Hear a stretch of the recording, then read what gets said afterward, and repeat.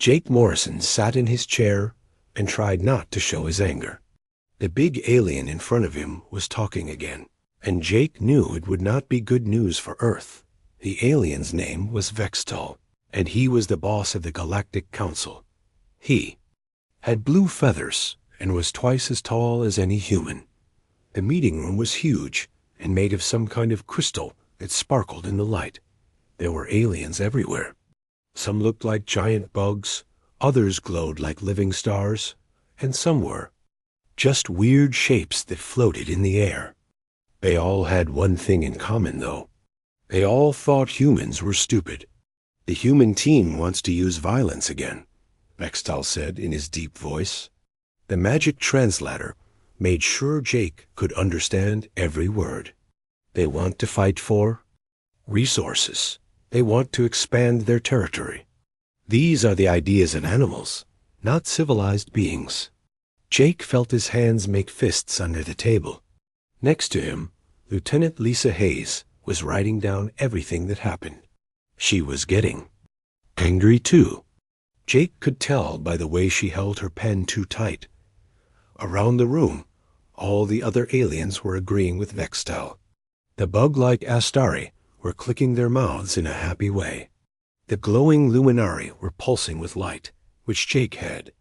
Learned meant they were laughing at him. The floating blob creatures were making sounds that meant, yes, yes, humans are dumb. Also, Vextal continued, we will not let humans mine in the Kepler area.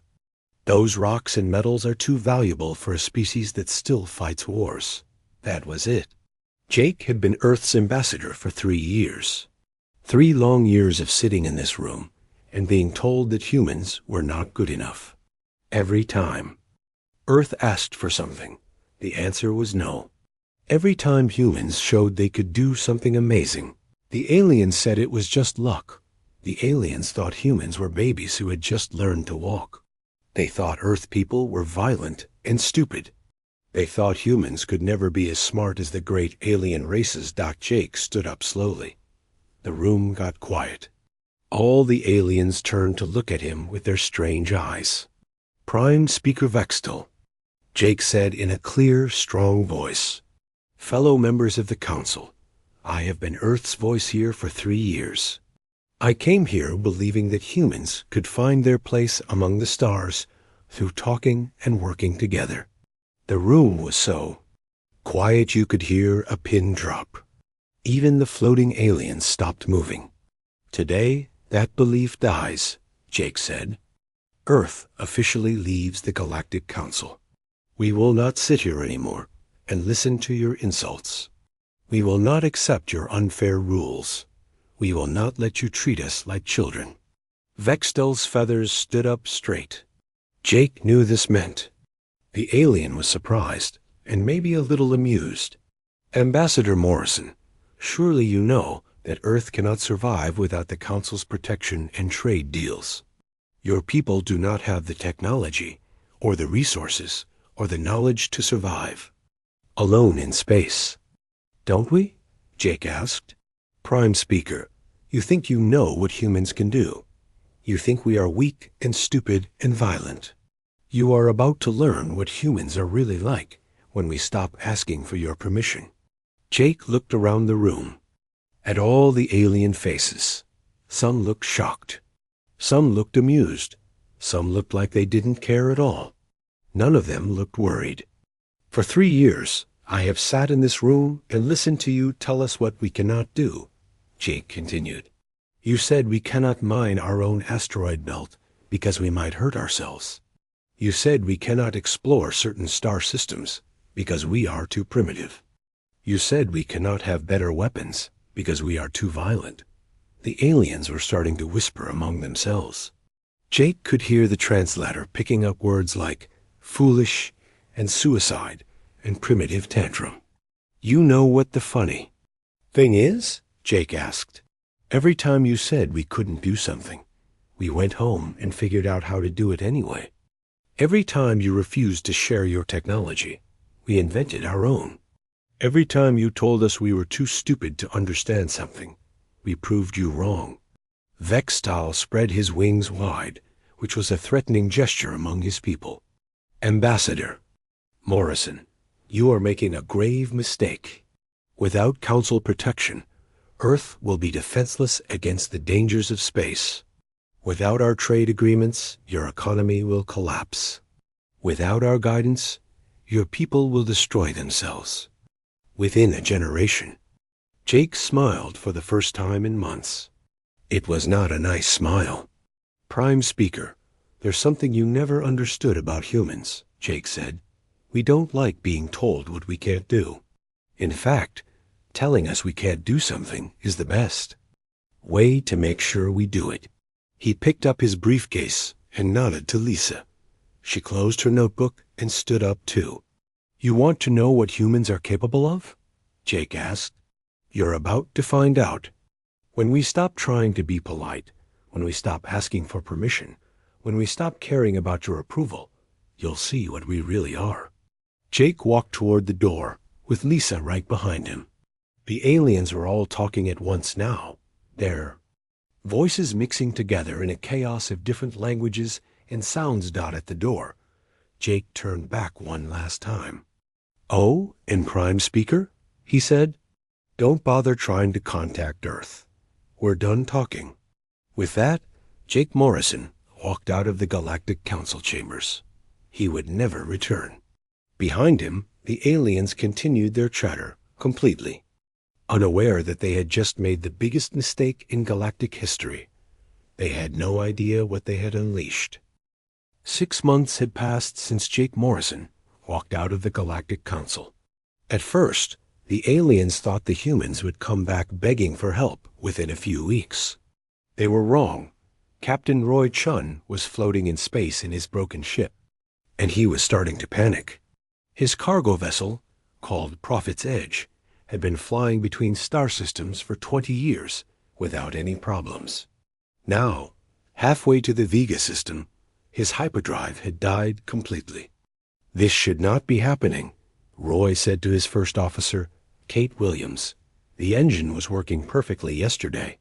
Kate was looking at her computer screen with a worried face.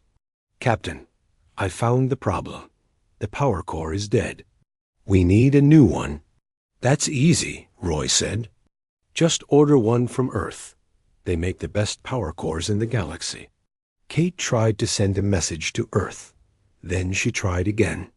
After an hour of trying, she looked at Roy with fear in her eyes. Captain, Earth is not answering. I sent 17 messages in the past week. Nothing, not even an automatic reply. Roy felt cold inside. Everyone in the galaxy knew that humans always answered distress calls. It was like they could not help themselves. If someone was in trouble, humans would drop everything to help them.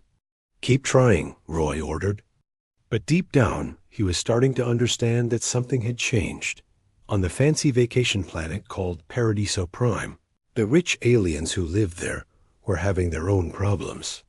The planet's hospitals were the best in the galaxy, but they all used human-made medical machines. Now those machines were breaking down one by one. Dr. Alex Turner was the only human doctor left on the planet. He had not gone back to Earth because he was married to an alien woman and had children there. Now he was working 20 hours a day, trying to fix problems that used to be easy. Dr. Turner, said Counselor Vexmar, a rich alien whose son had been hurt in a racing accident. You must contact Earth for more medical supplies. My son needs surgery, but your machines are not working properly. Alex looked up from the broken scanner he was trying to fix. His eyes were red from not sleeping. Enough.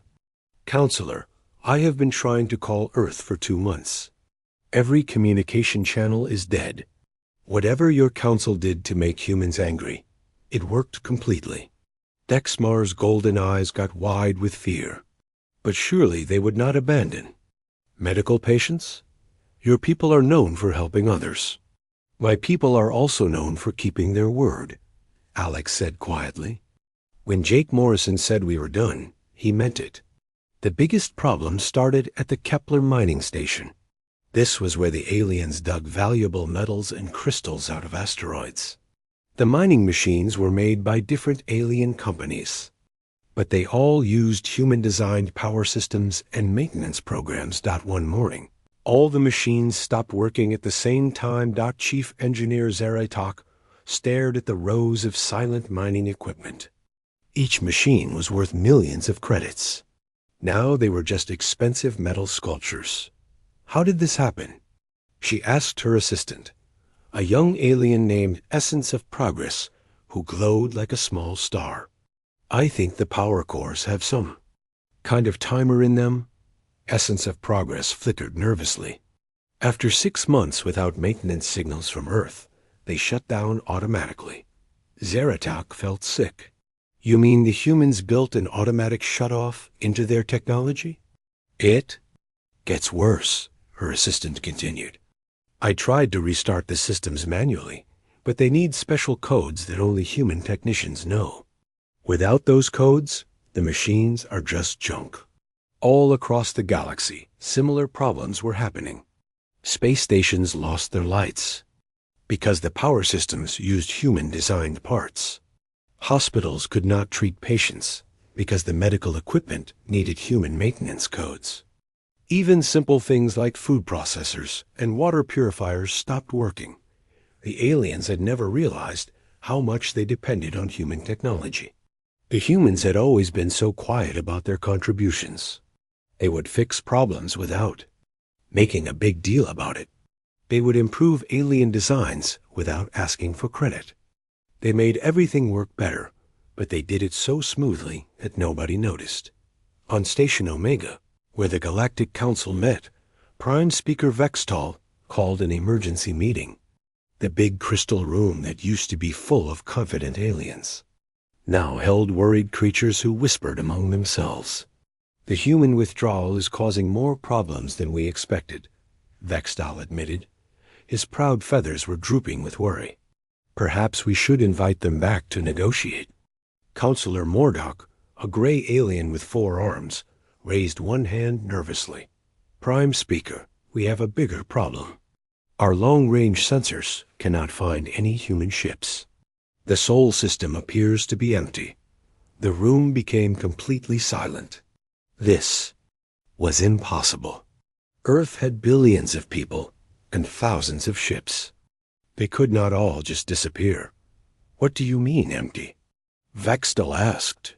I mean, there are no ships, no space stations, no communication signals, Mordock explained. It's like the humans packed up their entire civilization and left. An alien that looked like a walking tree spoke up. But where could they go? We know about every habitable planet in this part of the galaxy. Maybe they went to unexplored space, suggested another alien. With what ships? Asked a third. Humans had maybe 1,000 vessels 6 months ago. You cannot evacuate an entire planet with so few ships. The aliens argued back and forth, but none of them could explain what had happened to humanity. All they knew was that the species they had dismissed as primitive had somehow vanished completely, taking with them all the technology that kept galactic civilization running smoothly. For the first time in galactic history, the most advanced civilizations in known space found themselves missing the species they had called stupid and violent. Silence from Earth was becoming louder than any words. 8 months had passed since the humans left, and the Galactic Council was desperate. Commander Rick Sullivan was leading the 5th search mission to find humanity.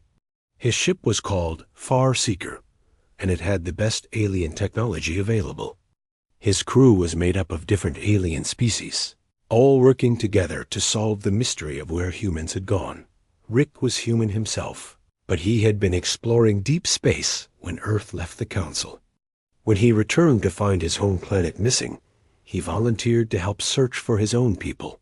Commander, called out Clicktel, an alien with big bug eyes who operated the sensors. I'm reading something very strange in the Sol system. The planets are still there, but there's something else. Something big. Rick looked at the glowing display that showed the solar system. Where Earth should be visible, there was instead a swirling cloud of energy that bent light in impossible ways. It looked like someone had folded space itself into knots. "Take us closer," Rick ordered. His human instincts told him they were walking into something dangerous, but he had to know what happened to Earth Dot as the Far Seeker moved deeper into the system. The strangeness became more obvious. Mars looked different. There were huge construction projects on its surface that seemed to ignore the laws of physics. The asteroid belt was glowing with energy that their instruments could barely measure. "Commander Sullivan," came the voice of Dr. Nina Foster over the ship's speakers. She was the expedition's chief scientist. "You need to see this. We're detecting something around Jupiter that shouldn't be possible." Rick hurried to the science lab. Dr. Foster was staring at readings that made no sense. "What am I looking at?" Rick asked. "Alcubierre field generators," Nina said in a whisper. "Massive ones. They could move entire moons through space faster than light." Rick felt his blood turn cold. Alcubierre drives were science fiction. Most alien scientists said they were impossible to build. The energy needed would require the power output of multiple stars. "There's more," Nina continued. "These aren't just drives. They're connected to each other in a network. Commander, I think the humans have turned their entire solar system into something that can move through space."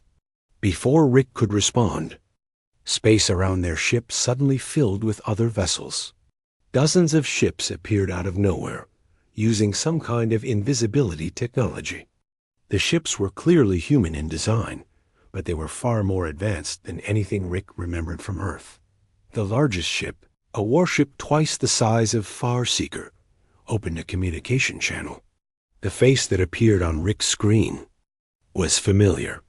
It was Jake Morrison, the former ambassador, but he looked different now. Instead of diplomatic clothes, he wore a military uniform with stars on his shoulders. "Commander Sullivan," Jake said.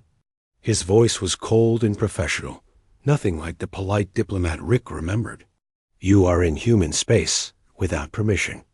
State your business here." Rick straightened up and tried to look confident. "Ambassador Morrison, or should I call you Admiral now? I'm here representing the Galactic Council. We want to discuss bringing humanity back to diplomatic relations. The Council admits that mistakes were made." Jake's face became harder. "Mistakes? Commander, 8 months ago, your council told us we were too primitive to mine rocks in our own neighborhood. You said our ideas were barbaric and our contributions were worthless. Now you come looking for us because your machines are breaking down?" Rick's crew became very quiet. Everyone knew Jake was right. The council had only started, searching for humans when their absence became a problem. "The council is willing to make significant offers." Rick tried again. "Full membership with voting rights, expanded territory, access to advanced alien technology." Jake laughed, but it was not a happy sound. "Commander Sullivan, let me save you some time. Humanity is no longer interested in being junior partners in someone else's galaxy. We've spent the last 8 months becoming something entirely different." The communication screen showed images of new human technology that made council science look primitive. They had machines that could talk to each other instantly across the galaxy. They had power sources that seemed to create energy from nothing. They had medical devices that could extend any species' life by hundreds of years. "Tell the council this," Jake continued. "They had their chance to treat us as equals. Now they will learn to deal with us as we really are." The communication ended. The human ships began moving into formation around Far Seeker. They were not pointing weapons, but the message was clear. This conversation was over, and Rick's ship needed to leave Dot as Rick ordered his ship to retreat from the Sol system. He tried to understand what he had seen. The humans had not just left the council. They had somehow leaped ahead in technology by hundreds or maybe thousands of years in just 8 months. How is this possible? asked Clicktel. No species advances. This fast. Dr. Nina had a theory. What if they were always this smart, but they were holding back? What if joining the council actually slowed down their development because they were trying to fit in? Rick thought about this as they flew away from human space. He remembered how humans always seemed to have solutions to problems that stumped alien scientists. He remembered how they could fix any machine, improve any design, solve any puzzle. Everyone had assumed humans were just good with their hands, not that they were fundamentally smarter than other species. There's something else, Nina said quietly. The energy readings I detected suggest that what we saw was just the beginning. Whatever the humans have built, whatever they've become, I don't think they're planning to stay hidden much longer. Rick stared at the view screen, showing the strange distortions in space where Earth used to be. The Galactic Council had dismissed humanity as primitive and violent. Now they had created something that might be beyond anyone's ability to control. Hunt for humanity was over. But Rick had the terrible feeling that humanity's hunt for something else was just beginning. The emergency meeting of the Galactic Council was unlike anything in galactic history. Every important alien leader was there, cramming into the crystal chambers that were meant for calm debates. Now the room buzzed with panic and fear. Commander. Rick Sullivan stood in the center, having just delivered his shocking report about what he found in human space. Prime. Speaker Vextal's blue feathers were flat against his head, which meant he was very upset and scared. Commander Sullivan, you're asking us to believe that humans have somehow become more advanced than all Council species combined in just 8 months. Prime Speaker, I'm not asking you to believe anything, Rick replied. I'm telling you what I saw with my own eyes. The technology around Earth and Mars is beyond anything we thought possible. Counselor Vexmar leaned forward with his golden eyes wide with fear. But how is this possible? When humans first came to us, they could barely travel between planets. Their ships were ugly and slow. Their weapons were simple. They knew nothing about galactic politics. Dr. Alana Ross stood up to speak.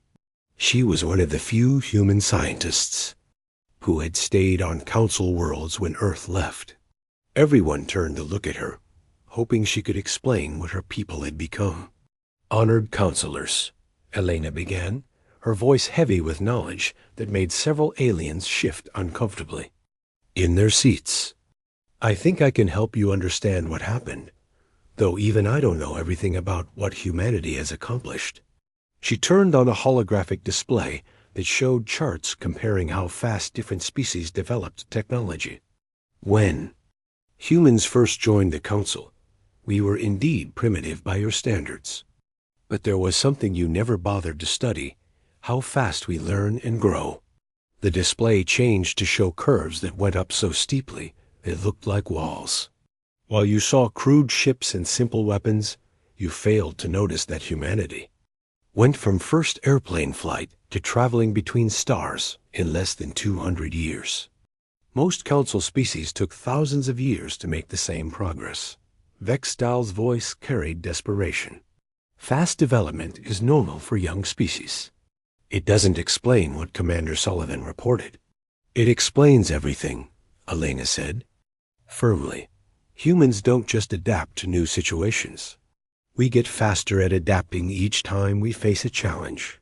Every problem you gave us made us better at solving the next problem. Every time you said no to our requests, we went home and found our own solutions. The chamber became completely silent as the aliens began to understand what this meant. For 3 years, you gave us problems to solve, Elena continued. You said we couldn't mine certain asteroids, so we invented better mining equipment. You said we couldn't explore certain star systems, so we built faster ships. You said we couldn't have advanced weapons, so we created entirely new forms of defense. She gestured to the holographic display, which now showed energy readings from the Sol system that were off the scale. Every time you dismissed our solutions as lucky accidents or primitive thinking, we were actually learning how to think in ways you couldn't understand. Counselor Mordak spoke for many aliens when he whispered, "What have we done?" Elena's expression became serious and a little sad. You created exactly what you claimed to want to prevent. You said humans were too aggressive, so we stopped asking permission and started taking what we needed.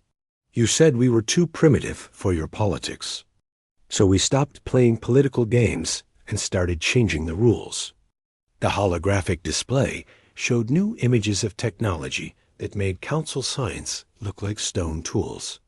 Machines that could create matter from energy.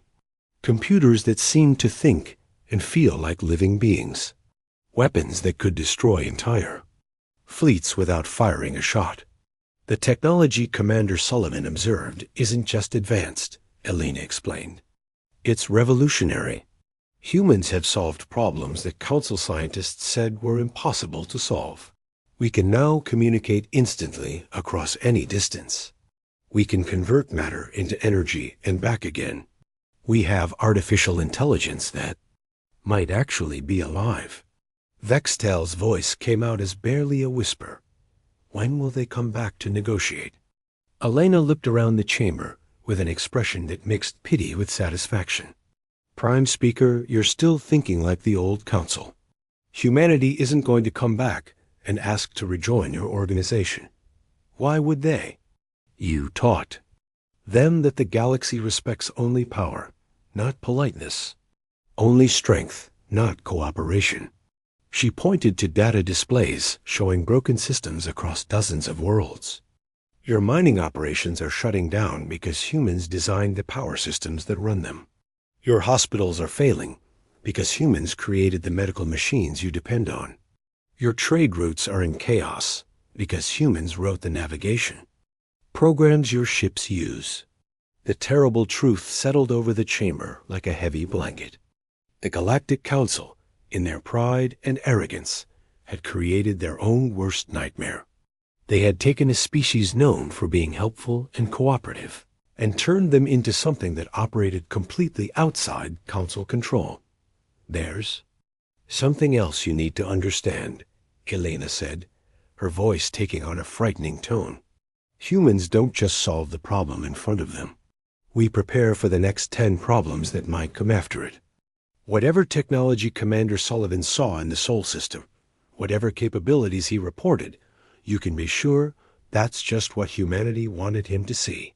The implications of her words hit the aliens like a physical blow.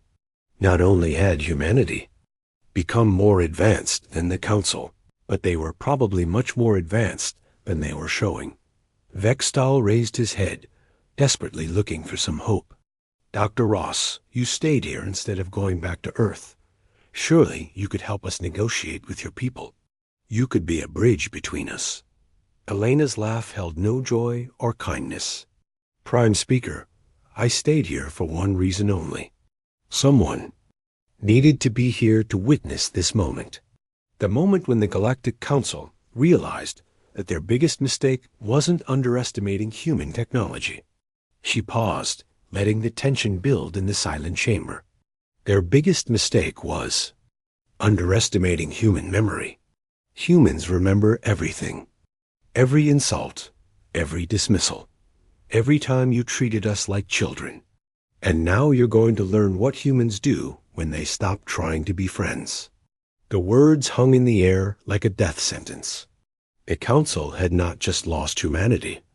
As an ally, they had created an enemy with capabilities beyond their understanding and motivations they had shaped through years of casual cruelty.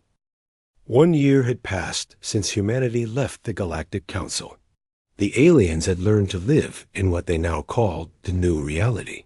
Their comfortable world of politics and power was crumbling, and they could only wait to see what humans would do next. The answer came on a Tuesday morning, Galactic Standard Time. Every communication device in Council space suddenly activated at the same moment. Every screen, every speaker, every holographic display showed the same thing. The message bypassed all security systems and translated itself perfectly into every alien language. Admiral Jake Morrison appeared on billions of screens across the galaxy. He looked different from the diplomat who had walked out of the council chambers 1 year ago. His uniform was crisp and military, his expression was confident and strong, and his eyes held the authority of someone who had seen his people become something incredible. "Citizens of the galaxy," Jake began, his voice carrying the weight of absolute power. 1 year ago, humanity withdrew from the Galactic Council after being treated as primitive and unworthy. Today, we return with a new proposal for all of you. On hundreds of worlds, billions of beings stopped what they were doing to listen to the species they had once dismissed as stupid animals. The Galactic Council is now officially obsolete, Jake continued in a matter-of-fact tone. Not because we conquered it or destroyed it, but because we have built something better. Humanity has spent the past year creating a new galactic community based on merit instead of politics, contribution instead of status, and mutual benefit instead of arbitrary rules. The transmission showed holographic displays of technologies that made council science look like children's toys. Communication systems that worked instantly across the entire galaxy. Energy production that could power whole star systems forever. Medical advances that could make any species live for thousands of years. Any world, any species, any civilization that wants to join this new galactic community needs to demonstrate only one thing, Jake explained. The willingness to contribute your unique strengths for the benefit of everyone. There are no membership fees, no political requirements, no restrictions based on what species you are. Captain Roy Chun, still stuck in the Vega system with his broken ship, watched the transmission with his mouth hanging open. Around him, his crew stared in amazement as Jake continued his announcement. For those who choose to remain with the old council structure, humanity bears no anger toward you. You are free to continue your previous arrangements. However, understand that Earth and our colonies will no longer provide technological support, emergency assistance, or trade agreements to council worlds. The message was clear without being a direct threat. Join the new system, or watch your technology continue to break down as human-designed systems failed one by one.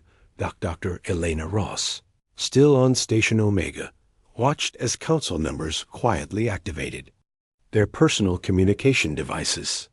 They were probably calling their home worlds to discuss switching sides. It was obvious that the old Galactic Council was finished. Prime Speaker Vextal made one last desperate attempt to save face. Admiral Morrison, he transmitted on an open channel that everyone could hear. Surely there is room for negotiation. The Council is prepared to offer humanity complete leadership roles, unlimited territorial rights, anything you want. Jake's response came immediately and was broadcast to the entire galaxy. Prime Speaker Vextal, you still don't understand what has happened. Humanity is not interested in leading your council. We have moved beyond the need for your approval, your permissions, or your recognition. We are offering partnership to anyone who wants it, regardless of their political history. The holographic display changed to show dozens of worlds that had already begun using human technology. Their energy output had increased dramatically overnight. Their medical systems were saving lives that would have been lost before. There, people were living longer, healthier, and more prosperous lives than ever in their history. The choice is simple, Jake concluded. Join a community where your contributions matter and your potential has no limits, or remain bound by the artificial restrictions of outdated political structures. Humanity will respect either decision. The transmission ended, leaving the galaxy to think about this new reality. Within days, the first council worlds began quietly leaving their old alliances and requesting admission to humanity's new galactic community. The process was remarkably simple. No lengthy negotiations, No political games, just a straightforward exchange of knowledge and mutual assistance agreements. 6 months later, the Galactic Council held its final meeting in chambers that were more than half empty. The species that remained were mostly those too proud to admit they had been wrong, or too set in their old ways to accept rapid change. Prime Speaker Vextol, speaking to an audience that could have fit in a small conference room, officially dissolved the Galactic Council with a simple statement. The Council recognizes that galactic civilization has evolved beyond the need for our services. Meanwhile, on New Geneva Station, humanity's new diplomatic center, Admiral Jake Morrison met with representatives from over 300 worlds that had chosen to join what they called the Galactic Cooperative. Unlike the old Council's formal hierarchy, the cooperative operated as a true partnership. Decisions were made based on scientific evidence and mutual benefit rather than political power games. "Admiral," asked Commander Lisa Hayes, now serving as Jake's chief of staff, "do you have any regrets about how things turned out?" Jake looked out at the bustling station where dozens of species worked together with a level of cooperation the old Council had never achieved. Humans worked alongside aliens as equals, sharing knowledge freely and solving problems together. "Lisa, we tried diplomacy first," Jake replied. "We asked politely for 3 years to be treated as equals. When that failed, we simply became undeniably superior. Sometimes the best way to win a political argument is to make politics irrelevant." He gestured toward the viewing window where ships from hundreds of worlds came and went in perfect harmony. The old Council thought power came from controlling others. We've shown them that real power comes from making others want to work with you. The galaxy had learned a fundamental truth about humanity. When you tell them they can't do something, they don't waste time arguing. They just prove you wrong. And when they prove you wrong, they do it so completely that your objections become meaningless. The age of the Galactic Council was over. The age of human leadership had begun. And it had happened not through conquest or destruction, but through the simple demonstration that there was a better way to organize galactic civilization. The aliens who had once called humans primitive now competed for the chance to learn from them. The species that had dismissed human contributions now depended on human innovation for their survival and prosperity. Humanity had not just left the talks. They had made the talks irrelevant.